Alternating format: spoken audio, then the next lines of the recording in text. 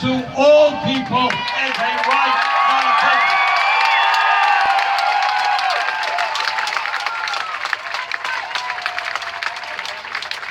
And I see the sun coming out.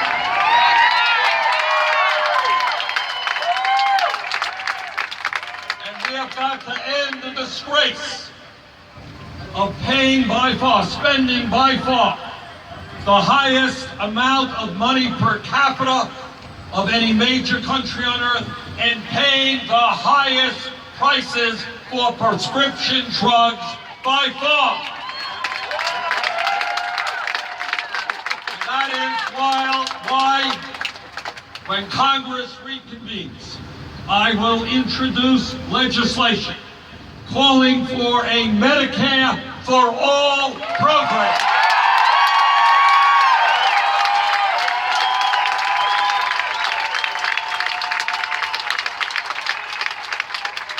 If Canada can do it, if Europe can do it, if Scandinavia can do it, we can do it in the United States. Healthcare is a right, not a privilege.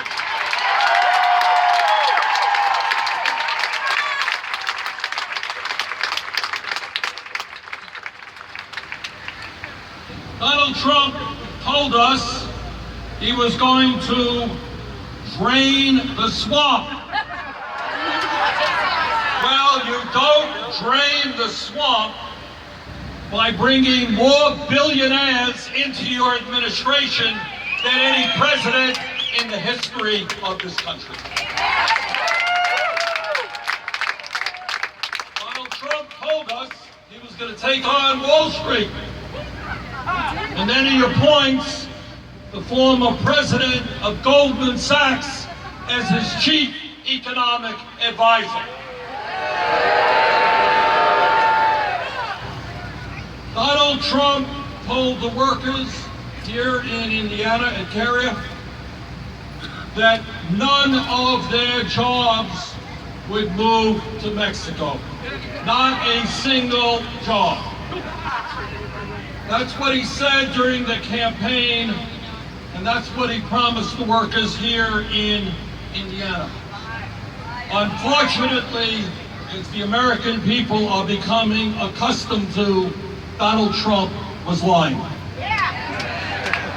Last month, Carrier, a company that is owned by United Technologies, announced that it would be laying off over 600 workers in Indiana and moving those jobs to Monterrey, Mexico, where workers there are paid $3 an hour. And we say to United Technologies, we say to a company that a few years ago gave a $172 million golden parachute to its former CEO. $172 million for one guy. We say to a company that made $8 billion in profits, we say to a company that has over $6 billion in defense contracts, you know what? We're not going to allow you to get away with outsourcing decent jobs in America. If you want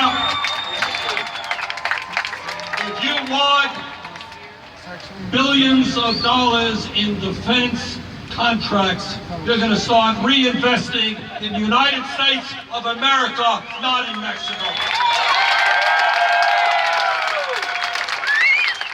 And when the defense authorization bill comes before the Senate, and it will in a short while, I'll be working with your Senator Joe Donnelly to make certain that those companies all across this country who are throwing American workers out on the street, going to Mexico, going to China, they are last in line to get contracts from the federal government.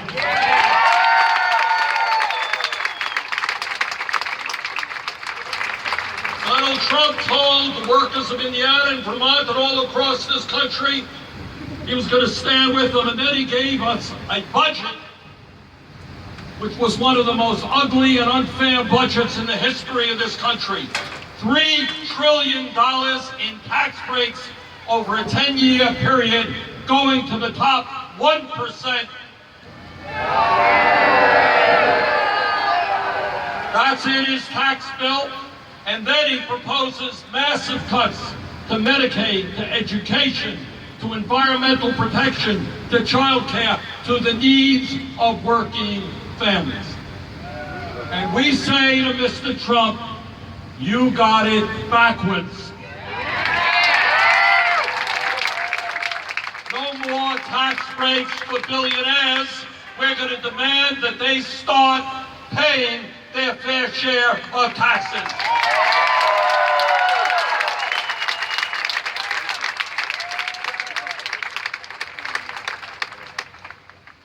Brothers and sisters, there is a lot of anger in this country, and it is justified. We are the wealthiest country in the history of the world, but there is something wrong when the top 1/10 of 1% now owns almost as much wealth as the bottom 90%. There is something wrong when in Vermont and in Indiana, we got folks working 2 or 3 jobs. Mom's working, dad's working, the kids are working, yet 52% of all new income is going to the top 1%.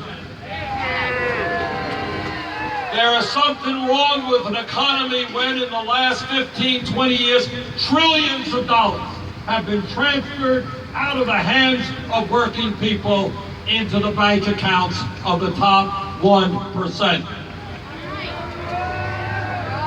And what we are saying here today, that the billionaire class no longer is going to get it all.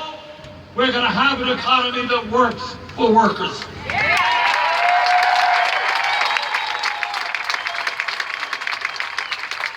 If you are a young couple, you should be able to get quality, affordable child care for your children. The public schools of this country deserve to be the best in the world in a competitive global economy. And at a time when the economy is changing as a result of all kinds of new technology, we stand together to say that now is the time to make public colleges and universities tuition-free.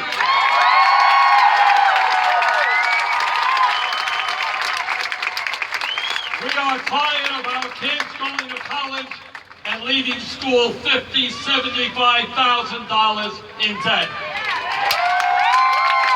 We're tired of bright young people not being able to afford